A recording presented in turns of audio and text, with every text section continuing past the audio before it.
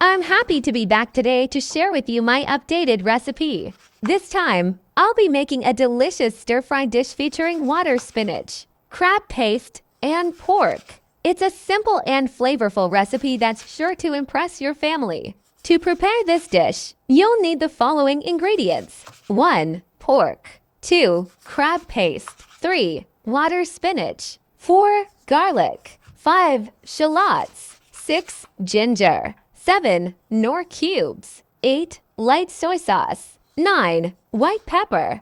Now, let's get started with the cooking process. Watch the video for a step-by-step guide.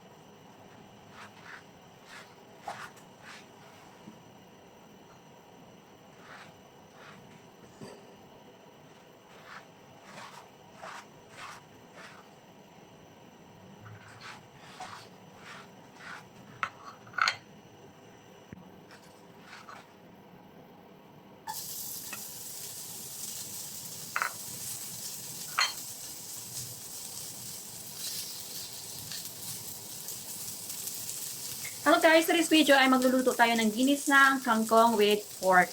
So ngayon, hindi tayo maglagay ng mantika. Itong pork belly na to is pamantikain natin. Ito yung magsilbing mantika. Kasi kapag lagyan natin ng mantika ito, it's too much oily. So, gawin natin, hindi tayo maglagay ng mantika. Itong baboy na to is pamamantikain natin at yun ang gagawin natin panggisa.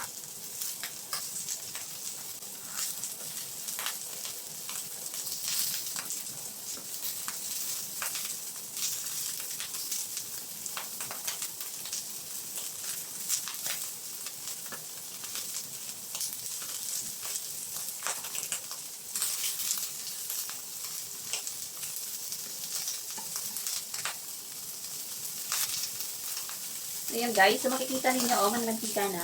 Nagmamantika na siya. Oh.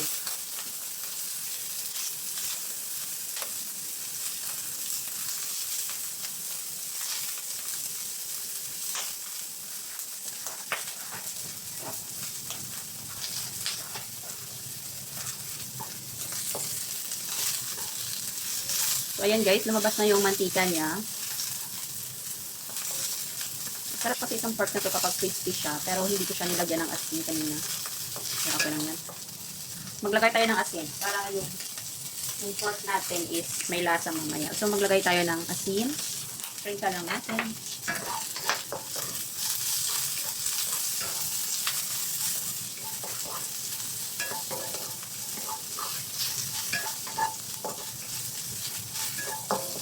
So itong aking ingredients ay kulang. Wala tayong onion. Yung shallot, wala. Kulang tayo ng shallot, pero okay lang yan. Kahit anong meron sa kusina, yun na lang ang gagamitin natin. Huwag na tayo maghanap ng iba na wala. So, ayan na guys. Ilagay natin yung bawang. Tapos, ilagay natin yung ginger. Isang ginger lang ata. Kasi dalawa na.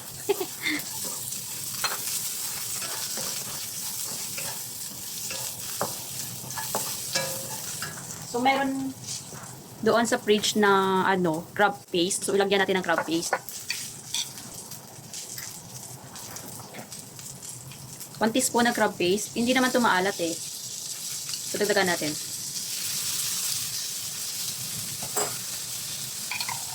Maasim lang siya para hindi siya maalat. So, haluin natin. First time ko magluto ng ganito, hindi ko alam kung ano bang palagasan ko naman. And then, ilagay natin yung ating kangkong.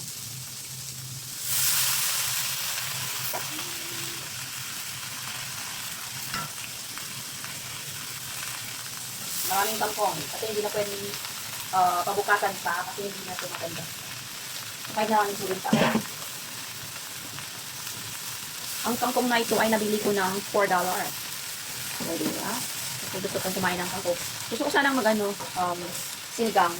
Kaso wala naman akong pork. Wala tayong pambili, wala akong sahod. So, ito na lang muna.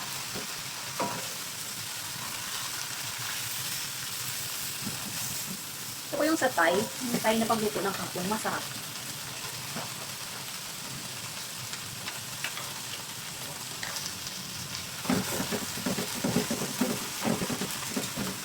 Nang hindi overcook yung kangkong, masarap yun.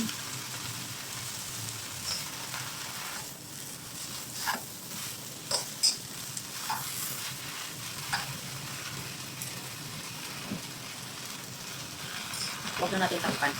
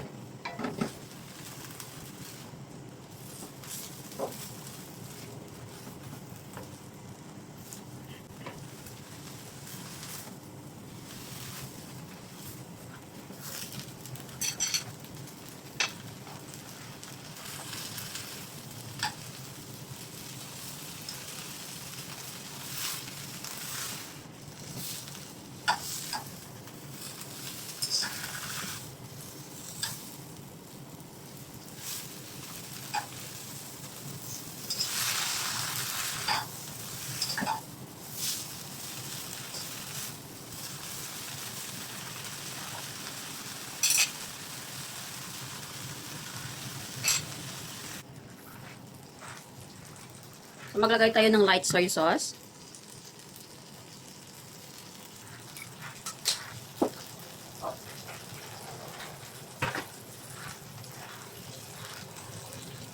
Maglagay tayo ng pork cubes. What I mean is nor cubes. Para may lasa siya. Dagdag lasa na din. Dapat kanina eh. Nalimutan ko. Ngayon ka lang nalala. But it's okay. Pwede pa naman.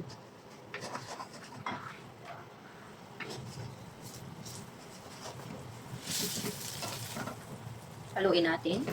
Para ma-wine sila. At ay hindi na ako maglagay ng vinegar kasi gusto ko yung luto ng ibang bansa na ano. Kasi pag nilagyan ko siya ng vinegar is apan-apan na to. Yung sa Thailand, masarap yung ano. Masarap yung ginisa nilang ano, mangkong. May spices pa sana no, yung chili. Kaso lang, hindi naman ako mahilig sa maanghang eh. So, hindi natin lagyan.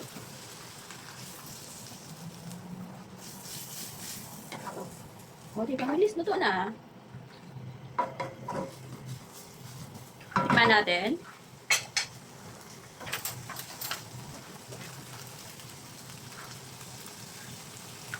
Ang sarap. Maglagay lang tayo ng konting sugar. Balancing ng kanyang taste. Konti lang. Para mag-balance lang yung taste. Then, haluin natin. Parang mag-overcook na ata ito.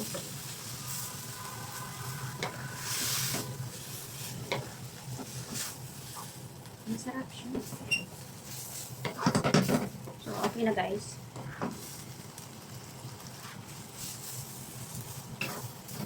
So, okay na to.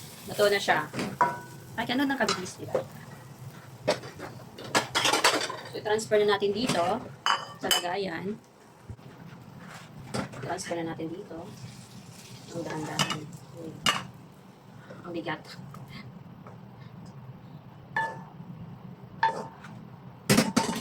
Bigat siya guys.